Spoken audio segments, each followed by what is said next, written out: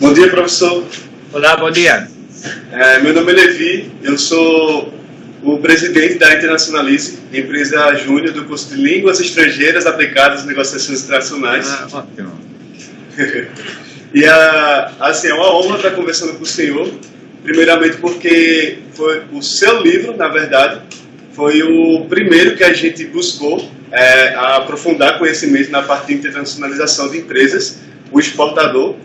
E assim, é uma honra para a gente realmente estar conversando com o senhor, não só pela questão do livro, mas justamente com o autor dele mesmo. E daí eu queria iniciar perguntando em relação ao momento. A primeira pergunta seria como incentivar a atitude exportadora das empresas e qual seria o melhor momento para essas empresas entrarem no mercado internacional. Ok. Bom, estará de acordo comigo que a primeira parte da pergunta, como incentivar, é mais ou menos a resposta que eu dei para a tua colega. Mas, sim, repetindo, mostrar que o Brasil, tipo, exemplo, se a tua empresa produz abacate, ou produz frutas, ou produz canetas, mostrar para ele quais são as empresas brasileiras, talvez o vizinho dele, quais são as empresas que estão exportando o mesmo produto. Aí ele vai ficar talvez mais motivado. 1. 2. Mostrar vídeo de feiras internacionais para que ele se dá conta se ele está fazendo uma caneta horrível ou está fazendo uma caneta decente, então para se medir, e pode se motivar porque ele vai ver uma feira internacional.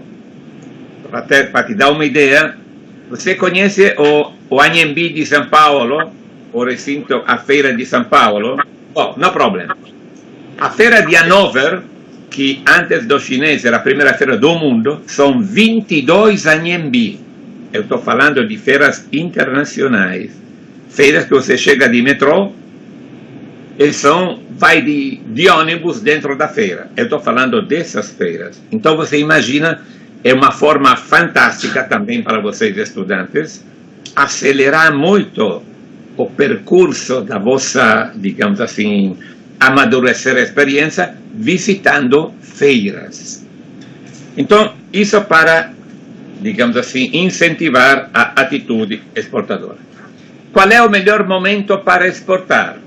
Não é quando o país está em crise. Por quê? Porque quando está em crise você está afogado, está como em pânico. Se você está pensando de exportar, quando tiver a crise, não vai ter dinheiro, não vai ter paciência, não tem tempo, vai se enrolar todo e não vai conseguir. Talvez a crise acaba e acaba a tua empresa. Você tem que pensar na exportação na época de vacas gordas, não na época de vacas magras, mais ou menos. Então, não da crise. Porque a pergunta é quando a crise acaba, o que vai acontecer? Você vai querer ainda exportar ou não? Eu te asseguro que muitíssimas empresas no Brasil, infelizmente, têm exportado quando o mercado interno estava em crise e depois não têm exportado mais. Ou quando o câmbio está bom no sentido que por cada dólar o pessoal recebe mais reais, e quando o câmbio não está mais favorável, simplesmente deixa ver navio, o importador do outro lado. Por exemplo, anos atrás eu morava em Curitiba. Infelizmente eu tive a ideia de ir morar no sul, onde tem frio, e não morei do Rio para cima, que vocês estão em um clima bem diferente. Bom, moral da história.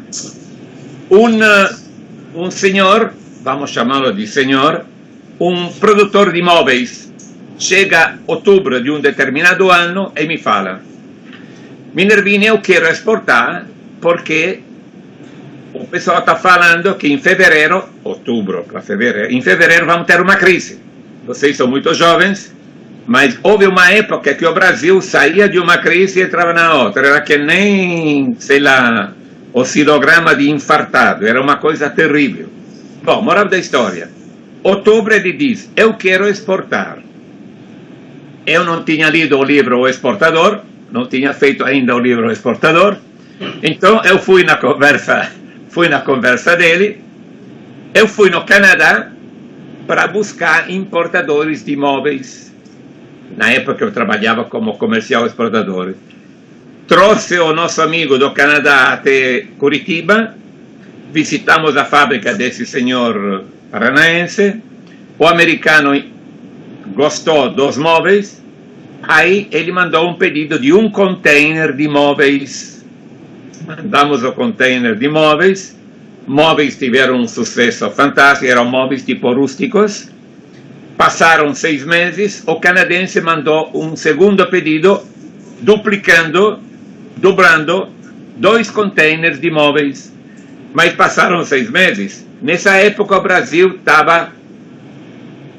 deu uma volta, o mercado estava em plena euforia. Para te dar uma ideia, nessa época eu tinha montado um escritório em Curitiba, a gente tinha que comprar móveis com ágio para ter móveis em um prazo razoável.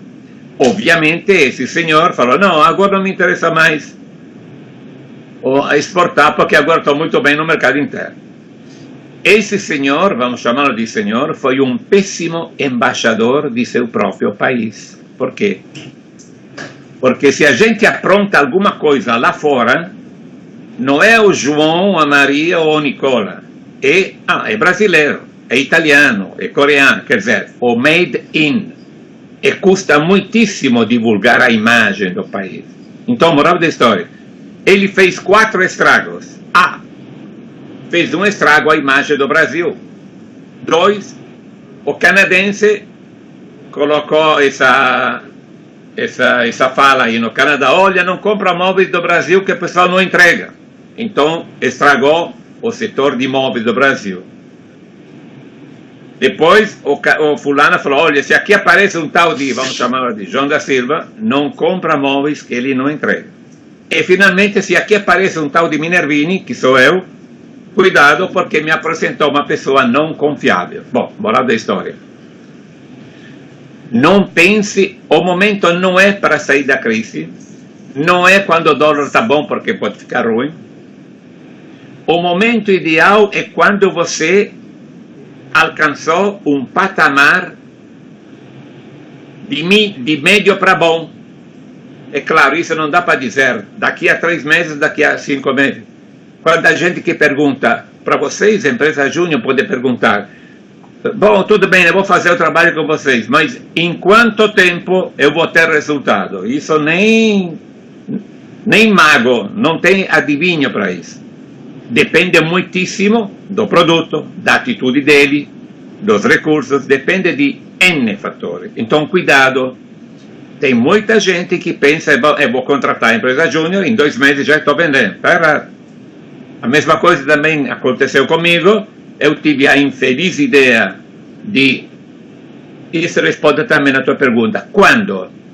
Uma empresa brasileira, eu estava trabalhando na Itália como gerente de exportação para a América Latina, e o meu principal cliente do Brasil veio na Itália e me fez uma oferta que eu aceitei, porque assim, de bandeja, me oferecia não o cargo de gerente da América Latina, me oferecia um projeto para eu montar um departamento de comércio exterior e marketing, benefícios, escola das crianças, aluguel da casa, carro, não sei o que, quer dizer, fantástico. Aí também, ainda mais, eu não tinha feito o bendito do exportador, aceitei, eu pedi demissão da empresa na qual eu estava trabalhando, um dos grandes erros que eu fiz. A empresa, falando do momento, a empresa pensou, o mercado está em crise, é o momento de exportar, mas eu não tenho ninguém, então vou contratar o Minervini. A empresa começou de trás para frente. Está errado. De fato, quando eu cheguei no Brasil, eu, depois de 2 meses, tinha inimigos, todos os meus colegas de trabalho.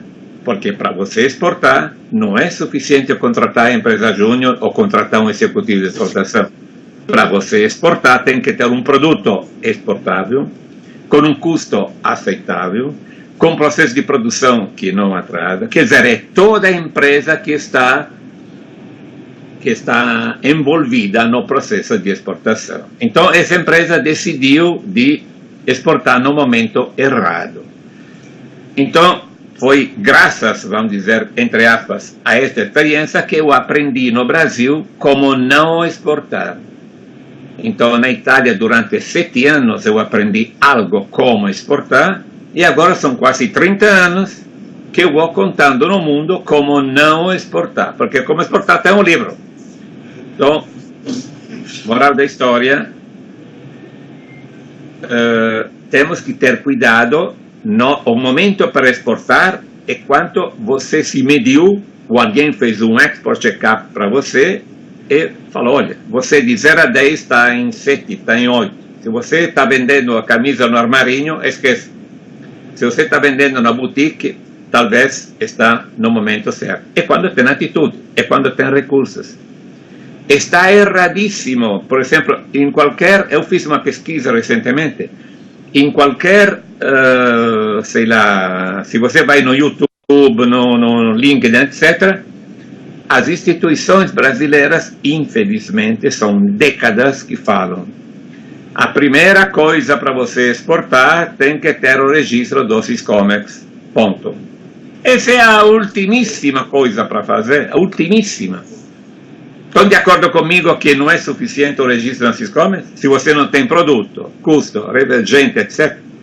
Então o pessoal se ilude, pensa que basta ter o registro na Siscomex que você pode exportar. Não é verdade. Primeiro você tem que fazer uma avaliação, primeiro você tem que se medir, e depois, por último, pensa na papelada ou na parte eletrônica. Podemos passar para a segunda pergunta. Sim. A gente já falou um pouco sobre as feiras internacionais. E aí a segunda pergunta é justamente nesse sentido. Como identificar as melhores feiras internacionais para a empresa e se existe alguma técnica ou dica para tirar o maior proveito das feiras e fazer os negócios? Bom, isso é um tema que mereceria um dia, mas nós não temos um dia, então, de uma forma muito...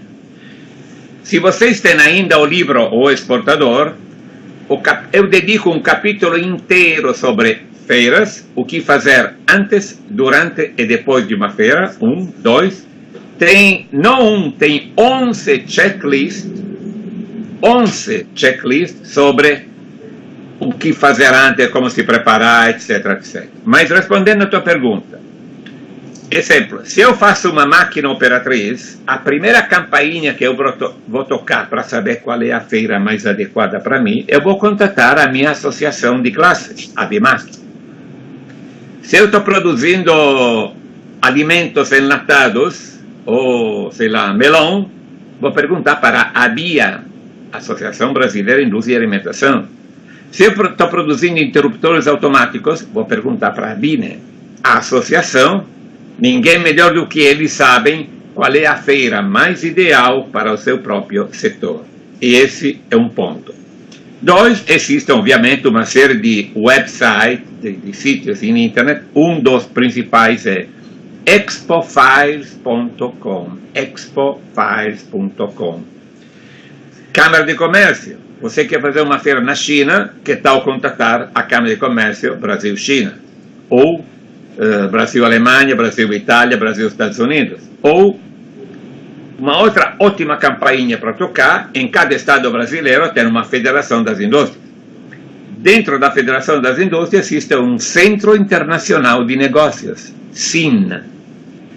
Estes são, digamos, claro, depende de lugar, pode ser que no estado, não sei, de Santa Catarina, estado que eu tenho frequentado muito, funciona de uma certa forma, no estado, não sei, de Pernambuco ou de São Paulo funciona mal, mas mínimo, se você contatar Associação de Categoria, Centro Internacional de Negócios, Câmara de Comércio Bilaterais e, obviamente, internet, você já tem uma boa ideia.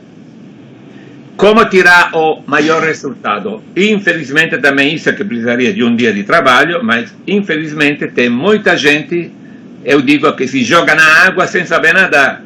Tipo, que faço um exemplo prático, uma senhora de Guadalajara, segunda cidade mexicana, produz joias. Esse é como não fazer uma feira. Aí já responde completamente a tua pergunta. Uma senhora produz joias. Ela ouviu falar de exportação, aí pegou uma dúzia aí de joias, de pulseiras e companhia, e foi para Madrid, uma feira importantíssima chamada Iberjoias. Primeiro erro, ela foi numa feira como expositora, sem ter ido na feira como visitante, porque talvez você acaba de entrar na feira errada, como foi o caso da senhora. Você vai me dizer, puxa, mas eu não posso ir até Xangai só para visitar e o ano seguinte como expositor. Mas no mínimo estuda o histórico da feira. Quem é que está expondo, qual é o produto mais representativo, como é que anda a concorrência, etc. Bom, a senhora assim caiu de paraquedas, foi lá em Madrid, colocando uma pulseira. A senhora obviamente não tinha feito nenhum curso de comércio internacional. Chegava o alemão, o suíço, o italiano, perguntava, que bonita essa pulseira, senhora, quanto custa? Ela falava, $70. Vocês sabem que no mercado internacional dizer que custa $70, ponto, acaba de não dizer nada. $70 aonde? No México, na cidade do México, em Frankfurt, tem que dizer o famoso Incoterms, términos de comércio internacional. Então, mínimo, a senhora deveria ter, de fato, depois pediram para ele. Olha, $70 na minha fábrica, ela estava em uma cidadezinha pequenininha chamada Tapopan. Está de acordo comigo que Tapopan, ninguém sabe onde fica isso? É a mesma coisa que eu te falo, que eu estou te falando de Pedrengo. Você sabe onde fica Pedrengo? Ou alguém do Brasil me diz que mora em Itapecerica da Serra, Juazeiro do Norte. Eu sei onde fica porque morei uma vida no Brasil. Moral da história, por exemplo, João Pessoa, pouca gente desse lado do Atlântico sabe que existe João Pessoa. Pode ser que seja nome e sobrenome de uma pessoa, por exemplo. Quer dizer, nós temos que usar a linguagem internacional. Então, moral da história. A senhora foi na feira, falou que o produto era fabricado em Zapopan. A senhora foi na feira errada, porque a pulseira, que no México era considerada joia, na Europa é considerada bijuteria, porque o europeu tem uma maturidade de consumidor diferente, porque aqui a concorrência em moda é tremenda. Ela foi na feira errada porque de um lado tinha Iberjoia, feira de joias, e ao lado tinha um pavilhão, feira de bijuteria, feira do presente, do regalo. Que pena, se ela tivesse sabido isso antes, ela não teria ido na feira de joias, teria ido na feira de bijuteria, então foi na feira errada. Depois ela levou um preço colocado no México. Isso não serve, eu quero saber quanto vai custar para mim aqui. Então você tem que fazer a conta. E depois a senhora não sabia que $70 ex-works colocado na fábrica dela em Guadalajara, aqui na Europa, mais ou menos, para se vender essa pulseira ia chegar a $250. Preço invendível. Bom, tudo isso para te dizer. Esse é como não fazer uma feira. A senhora foi na feira errada, não tinha Incoterms, não pensou qual era o segmento de mercado e assim por diante. Então, moral da história, qual a técnica? Você tem que se preparar antes, identificar o produto que tem mais valor agregado, conhecer muito bem o regulamento da feira, conhecer o regulamento de legislação do país onde se realiza a feira e verificar quais serão os seus concorrentes do histórico do ano precedente, a grandes linhas, e tem que fazer um tremendo trabalho de promoção. Tem gente que manda algum convite para clientes e ponto, mas o cliente já te conhece. O problema é você fazer chegar gente que ainda não conhece, não sabe da tua existência. Então existe toda uma série de ferramentas para você avisar o maior número possível de gente. Olha, senhores, eu estarei no pavilhão 13, na rua 24H, aí está o meu stand. Em muitos países a gente pensa que pode atrair a atenção das pessoas, coloca uma menina de 2 metros de altura, simpática, e isso talvez pode chamar a atenção, mas isso não funciona. O pessoal nas feiras, estou falando das feiras número 1, não está buscando sorrisos, está buscando soluções para a sua empresa. Então tem que ser o pessoal muito bem preparado. Antes, durante, você pode fazer mais negócio visitando os outros stands que ficam no teu stand. Claro, tem que ser em 2, um que fica no stand e o outro que vai rodando, buscando fornecedores, buscando parceiros, etc. E nós jogamos fora o resultado de uma feira quando a gente volta para casa. Você voltou depois de uma semana, encontrou uma pilha de coisa para fazer, encontrou 35 e-mails para responder e acaba deixando os contatos, acaba resfriando, deixando em banho-maria os contatos que você fez na feira. Isso é péssimo, porque a pessoa que visitou você talvez visitou mais 22 estandes. Quem for mais tempestivo, quem foi mais rápido, tem mais chance de fazer negócio. E, mais uma vez, em uma feira internacional, é importantíssimo conhecer diferenças culturais. Se você vai numa feira em Frankfurt, na China ou na Itália, você vai ter pessoal que vem da Croácia, da Eslovênia, da Alemanha, do Japão, quer dizer, tem que conhecer a grandes linhas as várias culturas, porque se você fizer alguma gafe, já estragou o contato. É muito pouco para responder a tua pergunta, mas se você tem no livro, tem 11 checklists de o que fazer antes, durante e depois. Vamos na outra? A Internacionalize, nós estamos desenvolvendo um método que justamente é para identificar qual nível estaria uma empresa na questão de internacionalização, para a gente realmente poder ajudar ela nessas questões. E daí, aproveitando essa oportunidade, a gente vai para a terceira pergunta que fala: quando se fala na capacidade exportadora que permita a competitividade no mercado externo, quais seriam os pilares internos mais importantes a serem considerados e possivelmente desenvolvidos para a avaliação da capacidade de exportação?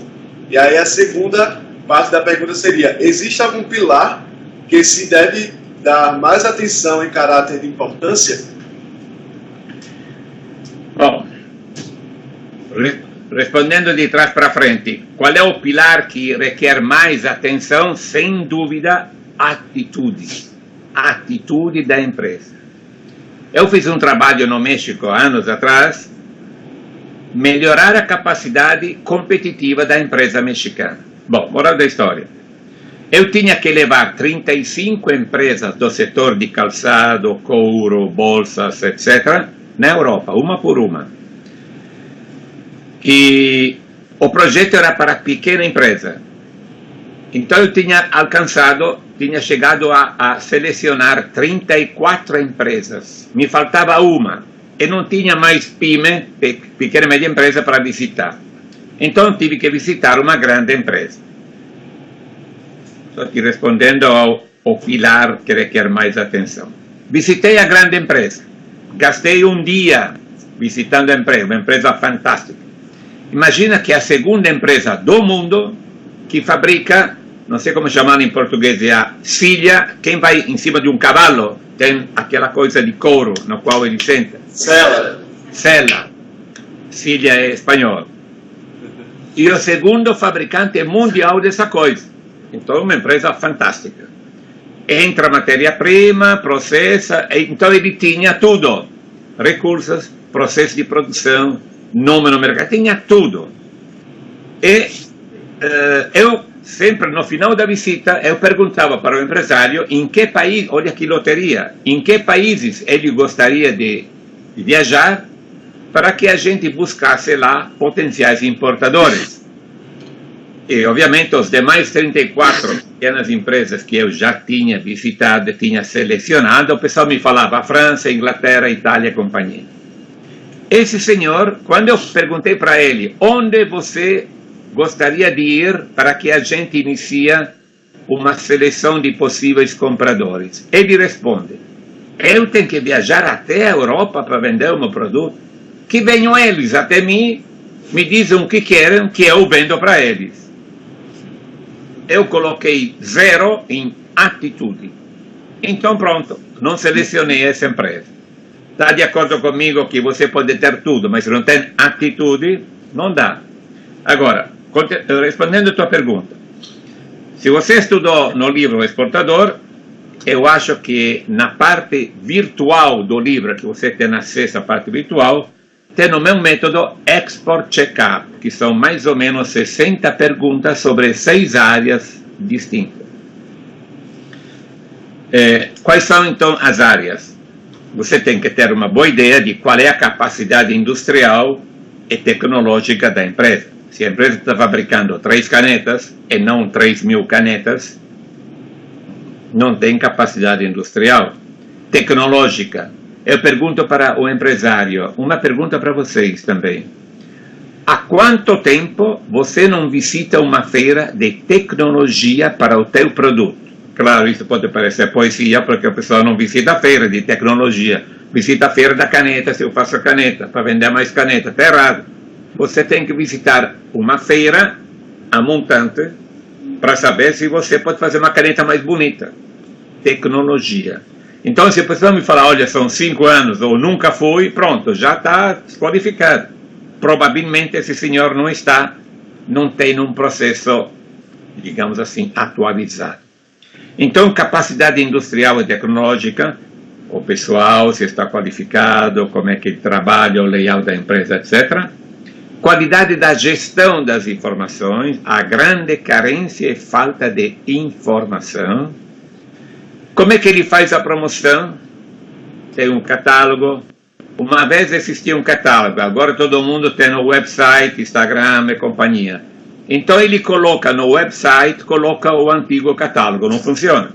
Porque o website tem que ser dinâmico, você todo dia tem que jogar coisa diferente. Tem que ter umas FAQ, pergunta, resposta, quer dizer, se eu visito o teu site, eu vejo hoje o que tinha ontem, eu não vou mais. Porque eu não estou aprendendo nada. Então, promoção, a marca. Será que você criou uma marca do tipo, como fizeram no México? Marca Roma. Perguntei, Roma? Claro, eu me chamo Roberto. Minha mulher chama Maria. Roberto com Maria faz Roma. Desastre. Não é assim que faz uma marca. Então, como é que você tem uma marca? E cuidado, que pode ser que você tenha que mudar a marca para entrar em determinados mercados, porque talvez a tua marca tenha um significado estranho, obsceno.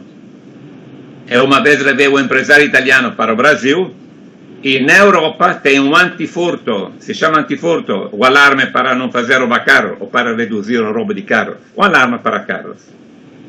Esse alarme, na Europa, tem a marca Piranha. Perguntei, por que Piranha? Não, porque eu queria dar um nome de algo que fosse pequeno e extremamente eficiente. De fato, a piranha é pequena e come um boi aí em 3 minutos. Eu falei, não, mas para o Brasil tem que mudar, porque piranha, no Brasil, além de ser o peixe do Amazonas, tem um significado meio raro. Ele não quis mudar. Então, nós fomos no Brasil, visitamos a Volkswagen. Ele mostrou um vídeo da fábrica dele, onde trabalham 200 moças, meninas, senhoras. E em qualquer fábrica, o pessoal está uniformizado com uma camisa. E a todas as meninas tinha escrito aqui, piranha. Então imagina mostrar esse vídeo na Volkswagen. E o fulano ainda não se convencia em mudar a marca. Até enfim, eu entrei numa oficina mecânica de São Paulo e perguntei, o que você acha de uma marca piranha no Brasil? Vocês que são muito criativos. E então o brasileiro na hora falou, estou já pensando no adesivo. Cuidado, piranha a bordo. Bom, moral da história. Pode acontecer isso? e viceversa. Uma marca famosissima mexicana, Bimbo, que faz tipo o pão Pullman brasileiro, o pão fatiado, é uma marca mundial. Mas nos Estados Unidos, Bimbo, não vou falar o que quer dizer, mas ele não quer mudar. Então, moral da história, tudo isso faz parte da promoção. Marca, como faz uma feira, como faz o website, como ele estuda a diferença cultural, isso serve para você ter uma boa ideia. Como gerencia o mercado? Primeira coisa, se ele vende só na Paraíba ou vende de Belém a Porto Alegre. Se ele vende no Armarinho ou vende também no shopping centers.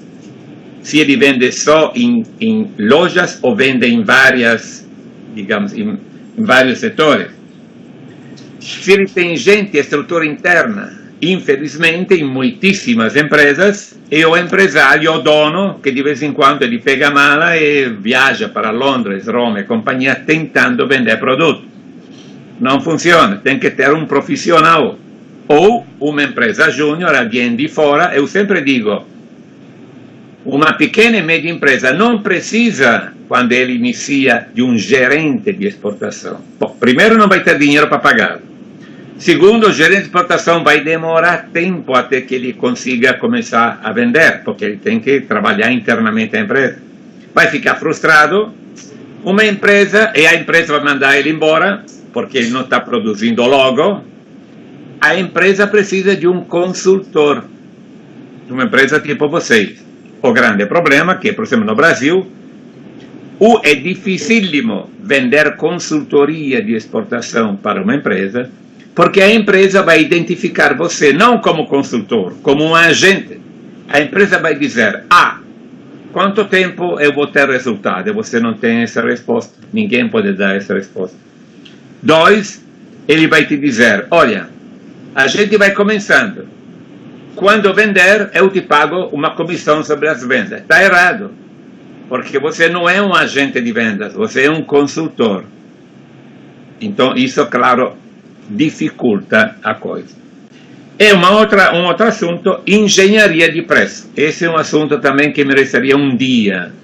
No Brasil são pelo menos 40 anos que tem curso em faculdade, tem livros, tem seminário, formação de preço. Para você fazer o preço de exportação, pega o preço de mercado interno. Tira o ICM, tira o IPI, tira isso, tira aquilo. Não é nada disso. Porque você está partindo da base errada. O preço de exportação não tem que partir do teu preço de mercado interno. Tem que sair da Alemanha, do Japão, da China, onde você está exportando. Exemplo, digamos que você quer exportar caneta para a Itália. Aí você está fabricando lá na Paraíba uma caneta que custa, não tenho ideia, $10, por exemplo. Claro, não é essa caneta, uma caneta um pouco mais decente, digamos que custa $10. $10 são, não sei quanto está agora, R$300, algo assim. Bom, não problema.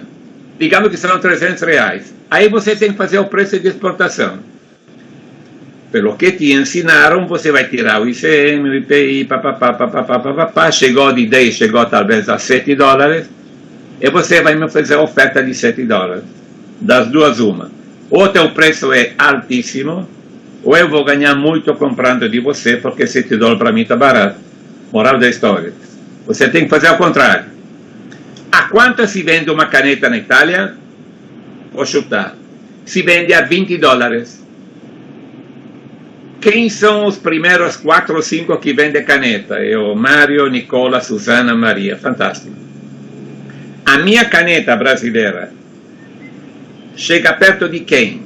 Da Maria. Fantástico. Mas eu sou novo no mercado. A Maria já é conhecida, então não vou vender a $20. O meu preço será $18, por exemplo. Para a caneta ser vendida a $18 na lojinha, no armarinho da esquina, o armarinho comprou de um distribuidor. O distribuidor talvez ganhou, não sei, 35%. O distribuidor, a sua vez, importou através de um agente, é uma comissão do agente. A caneta brasileira, para entrar na Itália, pagou uma determinada taxa de importação. O frete e companhia, moral da história, a quanto tem que sair a tua caneta do Brasil para que ela possa ser vendida a 7 ou 18 dólares aqui. Então o raciocínio é o contrário. Uma vez que você chega à conclusão, a caneta tem que sair do Brasil a 8 dólares, aí que você aplica a bendita, famosa formação de preço. Eu vi que eu fiquei assustado. Tem até software de como calcular o preço de importação e de exportação. Desculpe, mas não pode. Eu falo de engenharia de preço, não de formação de preço. Então, tudo isso para te dizer, como é que você vai fazer a consultoria na empresa? Por exemplo, verifica se ele está exportando aplicando a formação de preço, então está errando, ou ele está aplicando esse raciocínio que eu acabo de fazer de trás para frente. Em todo caso, se você vai na sala virtual do nosso livro, ou mesmo no livro, você encontra as famosas 60 perguntas. Claro, 60 perguntas talvez pode assustar. Aí você vai se dar conta, se você dependendo da abordagem que você vai fazer, você vai se dar conta se o empresário, se é suficiente fazer só 5, 15, 20, dependendo do tamanho da empresa, da atitude, etc. Dúvidas sobre esse segundo bloco?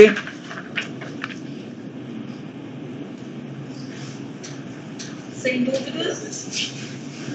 Muito bem, então eu Muito obrigado, professor. Obrigado a você.